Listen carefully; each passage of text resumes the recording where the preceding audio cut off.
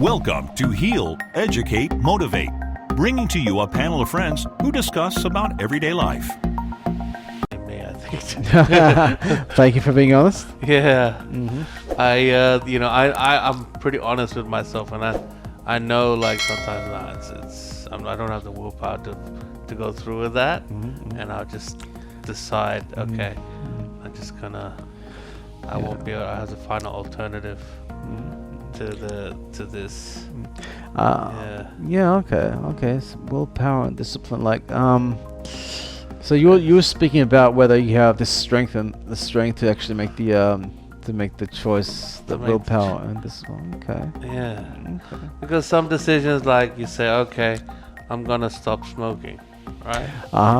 Right. That requires the willpower and discipline to follow through with it. You can still make the choice, but the choice is going to require you to actually live up to that choice, right? Yeah. And to come back to it. Even if you fall off the wagon, you still need to jump back on, right? Yeah. What I learned right through life, and the experiences I gathered, I learned if you would like to do something consistently and you want to explore something new in your life, 80% of the actions is psychological. 80% psychological, and 20% is methodological. So, let's say you want to go to the gym. Okay, so gym simply means is just you go there every day, or 3, 4 days, 5 days a week. You do your workout and you come back. Okay, so there wasn't a lot of thought there, but there is the factor is it's psychological. A lot of people will try to work out, okay, and they do work out and they don't see any instant result, and then they might feel a bit hurt. But if they're psychologically willpowered, right, and they have that 80% strength, and it's only 20% method. You just go online and type how to lose weight, and they say eat have a less input output, wasn't it? So to lose weight, you gotta have more output than input. Okay, and everyone can read that and everyone can comprehend that, but it's a psychological aspect. You have to ask yourself, will I eat this to make me more healthy or not? You see, so I find that people spend more energy in thinking about than actually doing it. Arnold, Yeah, like, is there a way to help you develop certain disciplines or willpowers? Maybe like by breaking it down to a little bit, like instead of, you say you have a long-term plan of like losing 10 kilos in a year, like breaking it down bit by bit every month, every week can like definitely help you. It reduces the sheer it seems like this is a very distant goal, a very big goal, and it seems unlikely to achieve. But if you like sometimes think about it critically and break it down bit by bit, it'll help you able to solve that problem. As well as that, is there anything like maybe a certain way of understanding or knowledge or reasoning that you can have that can help you with that kind of willpower and discipline? There's this analogy they use. I don't like it very much, but they say if you don't make the decisions in your life, other people will make the decisions for you. Oh, that's definitely true. Yeah. Some people don't mind that, and that's totally fine for them. But a lot of people don't like being powerless. Ultimately, I would say. Some people like being in relationships where, that their partner, would have to encourage them or kind of push them to do stuff, because they don't make the decision themselves. Or more of it's a lack of direction, isn't it? Some people with direction make decisions, they make powerful, conscious decisions. But the people without the direction, they don't really spend much time making decisions or choices or plans. So they try and be with a partner that's gonna push them. Do the dishes. Let's go out and eat. Okay. Do the. We got this or we got that social event or this and that. You need to earn more money. Those kind of things, right? So that's where you have you're allowing someone else to make the decisions for you, right? Sure. Arnold? Yeah. I'm good. Okay. All right. Berms, number 9. This is the one that Arnold made it. Arnold Arnold made it. wrote down. I'm still trying to get my. I'm still trying to wrap my head around He explained it. it to me already. I'm trying to wrap my head around this number 9 concept. We still need to go to him for this, I think. I think Arnold needs to lead us on this So one. I need to explain this a bit. Okay. Objectivity and tradition. Oh, I think I remember now. Oh yeah. So objectivity, it's like objectivity. It's based on something that you already like. It's kind of like unconscious, isn't it? In a way, or it's something that's already ingrained in you, right? You see what I'm saying? No, I would say tradition. Like we all have a certain background, whether it's your cultural, religious, or like just how your parents brought you up, right? Like taught you stuff. Like those are given information, but ultimately, depending on the scale of the event, scale of things, and in certain context, those traditions may not always be true. And sometimes you learn things objectively just through situations from like a what's it? Is Plus, this analogy like where the certain tribes they have to like stick their hand in a hive or something to prove that they're a man? They get Yeah, manly, for them that manly is the intuition, correct manly way to intuition. be. Mm-hmm. Well, I guess like That's one way tradition, to is it? look at it is like you look at artificial intelligence and machine learning. That is learning through objectivity, just like through sheer volume and repetition. Of course, as humans, we are much slower and we don't have as much time in our life to do everything objectively. That's how human traditions are built up. That's the same as correct thing. So I guess in that sense, decision making is like there's the you always face things in a level of tradition, level of objectivity, depending on the person you are, and which side you lean towards. And some people who are more objectively, predisposed to looking at things and acting on things, tends to be more unique and original and bring something new to the table. That's how I can explain it. Yeah, because I learned the term objectivity is a unanimous decision of what one thing is on a third-person perspective. So, for example, if I drop an apple, it's going to fall. And we all can witness that, and hence that becomes the objectivity of that situation. There is that aspect that you can bend, but I'm not here to discuss that sort of stuff. But tradition, I understand tradition. Tradition is pretty much the programmings from family, from society, from the education system, from the advertising and the materialism and the emotional, all that sort of stuff living in the world. But that's how I understand how tradition comes into effect, and the decisions that everyone makes. Of course, you can. These two aspects will affect an aspect of you and how you choose to make your decision with, wherever that may be. Okay. Yeah. Worms. Number 10, buddy. You got this, mate. You got this. Are you happy ultimately through decisions? Yeah. Are you guys happy with your life choices? I'm happy. Are you guys happy right now? I'm with your happy. life? I'm loving life. I'm really happy that we're doing this podcast right now. Burms loves the social interaction. He'll just hang out with you just to say hello. Yeah, that's just.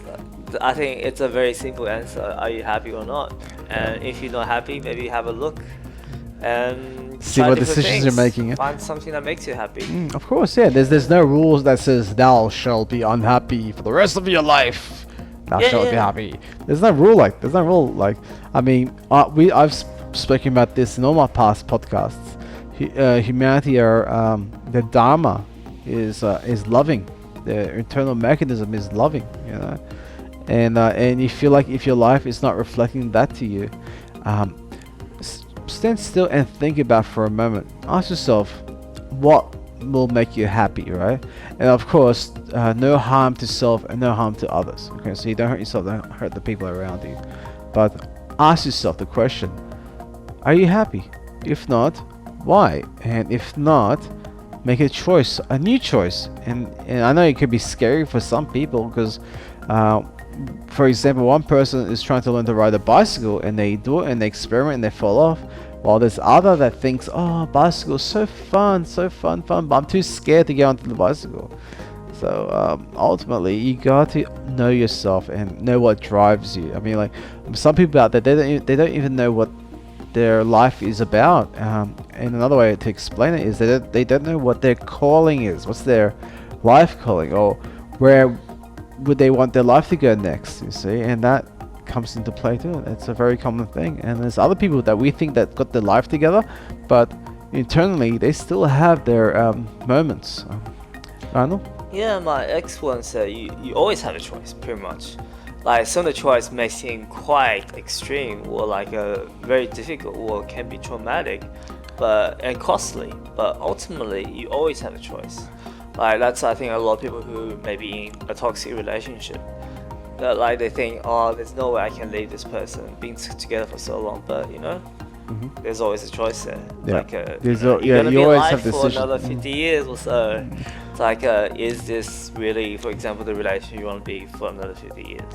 Like some decisions aren't easy, but like there is usually always a choice. Yeah, and you gotta know that you have your strength of you in your internal life. You gotta know that your decisions and choices are yours to make.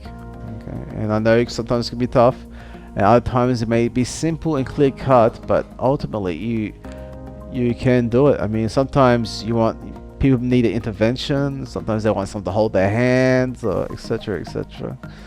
Berms, what do you think? Yeah, definitely. You have the power to make the decisions that ultimately create your happiness or unhappiness. So consider your decisions and choices carefully.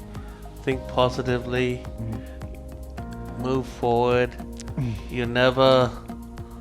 Don't ever get pulled back by your past decisions, because you can always create new decisions and move in a greater direction. We can only be better. Yeah, and there's often I say this is a lot of people out there, they want to like help others, but first you got to help yourself. First, you have to make yourself number one. First, as the swimming analogy goes, is if someone's drowning, right, and you don't know how to swim, you jump in the water. Now there's two people drowning. All right. Or there's another way to explain is if there's one idiot arguing and you argue back, there's two idiots in the situation. But yeah, all good fun. Arnold, anything else? Yeah, I'm happy with this. You happy with this? Berms? Yeah, Cool. absolutely. And number 11 is Arnold's language. Can you read it to us? Language. Did Okay. you mean Wusa? Wooey. No, wooey. Way. Wooey. Okay. Yeah, ability to let go, or like the ability to let things happen naturally without touching it or like trying to change things or trying to make it perfect. Sometimes things happen naturally, and if you see some things going in the natural course of things, just let it happen.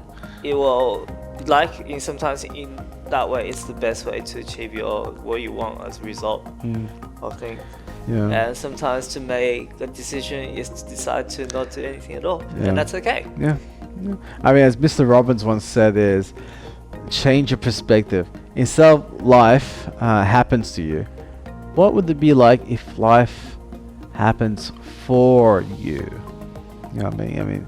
Just get that in your mind. Play that in the mind for a moment. Like everything in your life is not your disarray or your destruction, but maybe your life is trying to teach you something more about yourself. Okay. Arnold? Yeah. Yep. So I would say. Berms, anything on that? No. Okay. Awesome. We have finished this topic, the power of decisions. Thank you everyone for listening in. And my outro is, of course, love. Love is beautiful. Love is great. And love is healing. Love is pro-life. And love protects. And now we're going to get to the next section, is get to know us questions. And Arnold, thank you, Arnold, for being here, for placing in your input. I appreciate it. Me and Brahms appreciate it. And yeah, thank you, Arnold. No worries. Great Okay. to have your energy on board. Oh yeah, thank you. And we'll have you in more of our podcasts. Okay, everyone. If you like what we talked about, the podcast, subscribe, like, click the notification, comment your questions below, and we'll take it from the next level. Okay, now we can go to question time. Okay, this is the get to know us time, the fun part of our podcast. We're gonna ask 5 questions each to each one of us, and we're gonna answer as truthfully as we can. Burms? We'd like to ask the questions to Arnold. Yeah, sure. So Arnold, are you at all religious or spiritual? I'm not really religious, and I have a friend. She is atheist. She said I wasn't very spiritual either, and kind of fair. I don't even really know what being spiritual means, so makes sense. Okay, for Maybe it's having a vodka in the night. I'm more spiritual. Spirit more? Spiritual. Oh. Who do you admire most in the world? Who do I admire most in the world? You mean today's world or in history? Is it dead or They didn't really specify that. I guess anybody. Maybe in this world, somebody who's alive now. No one really alive impresses me that much. Not Joe Rogan. Like, he's pretty cool. I think he's definitely one of the most important people in the world right now.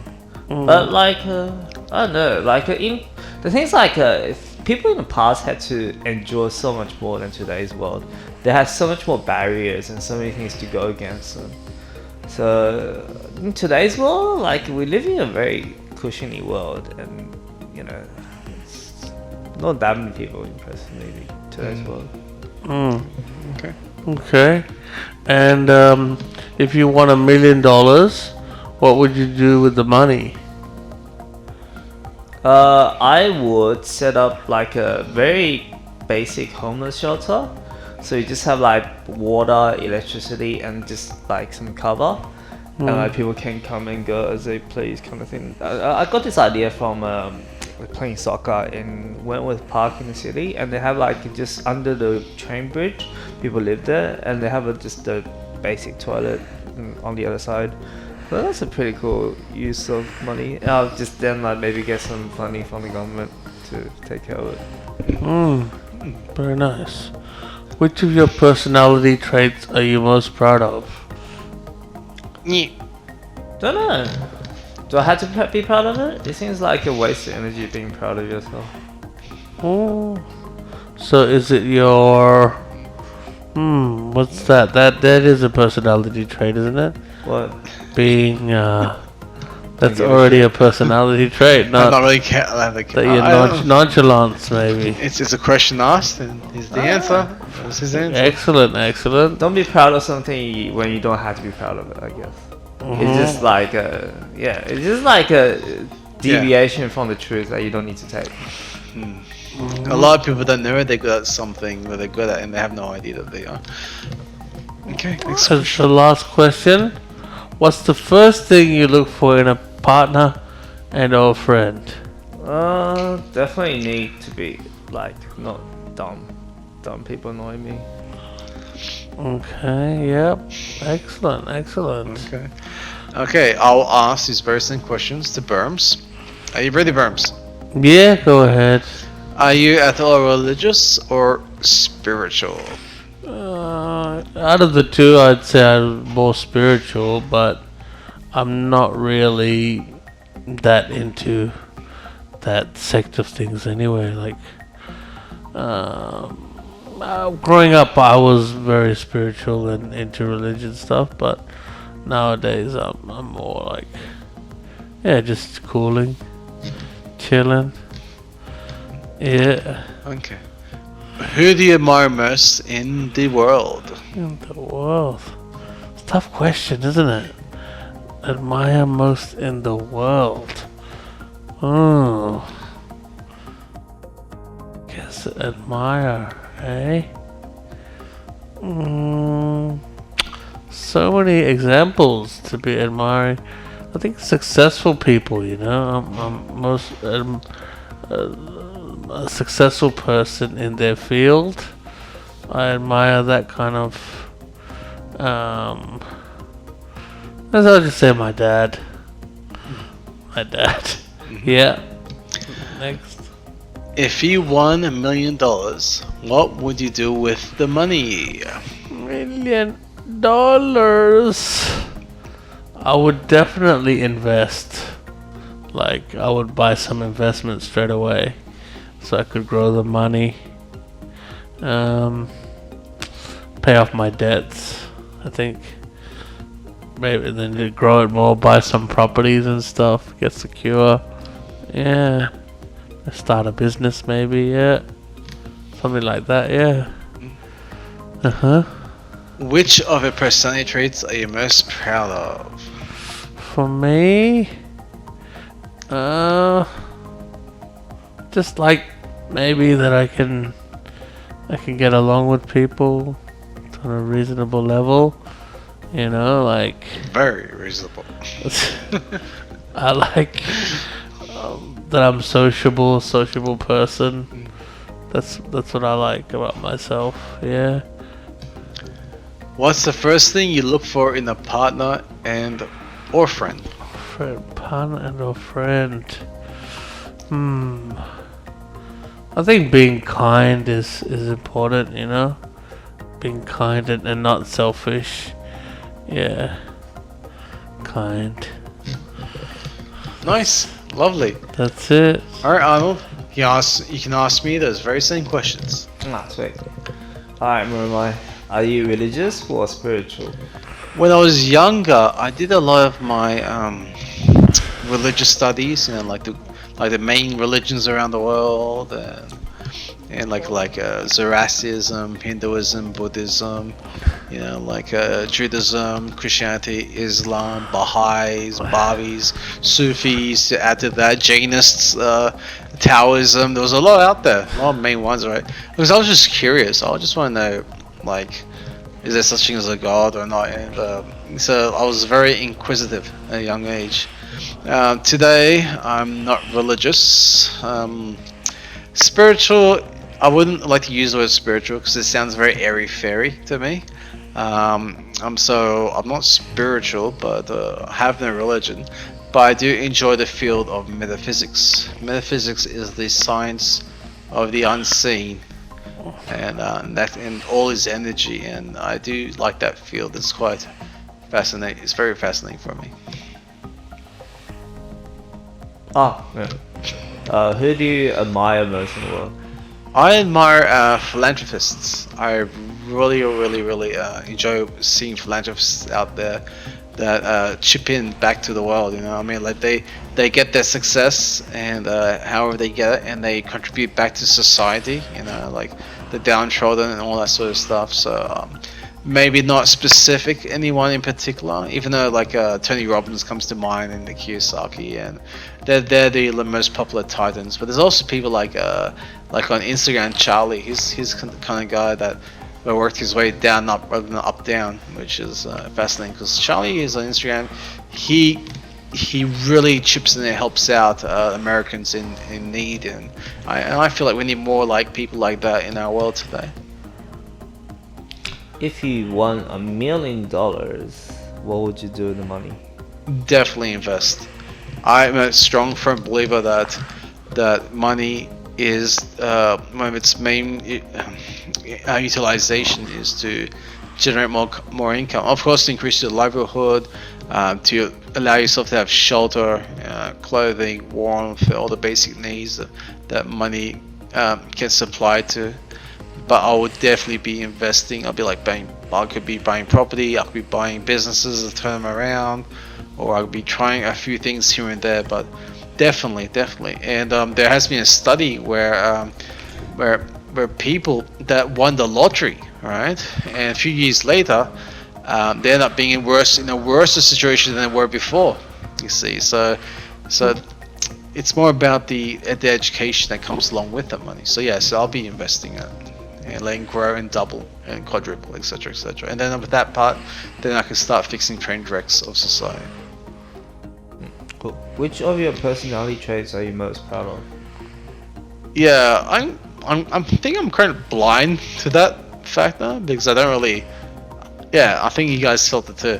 I don't really ask myself like, oh, what personality trait I have. I'm like, I'm a bit of an introvert, and I like to help. I guess that's the personality trait. And I don't know. Okay. I mean, you wrote these questions. I didn't write these questions. I found them online. Oh, really? Okay. Yeah. Oh, you think I wrote 200 questions like that? Oh, that's right. Alright, go. What's the first thing you look for in a partner and/or friend? Okay. Obviously, I need to be attracted to my partner. Secondly, I need to be able to have fun with my partner. You know, just muck around. You know, just laugh, have giggles, or about. Yeah. So, also, I would like to have we can have muck around some part of the time, and we can be serious at another time, and have a dance. You know. And that is it for now, everyone. And thank you for listening. And stay tuned for next time. And if you like us, just subscribe, notify, tell your friends, tell the world, share. You guys want to say something on top of that? Yes. Yes. He said yes. Yep. Thank you so much for listening. We'll see you next time. See you next time, or hear us next time. Whichever comes first. Bye. Thank you for listening. Please give us a thumbs up, subscribe, and comment your questions below. Stay tuned.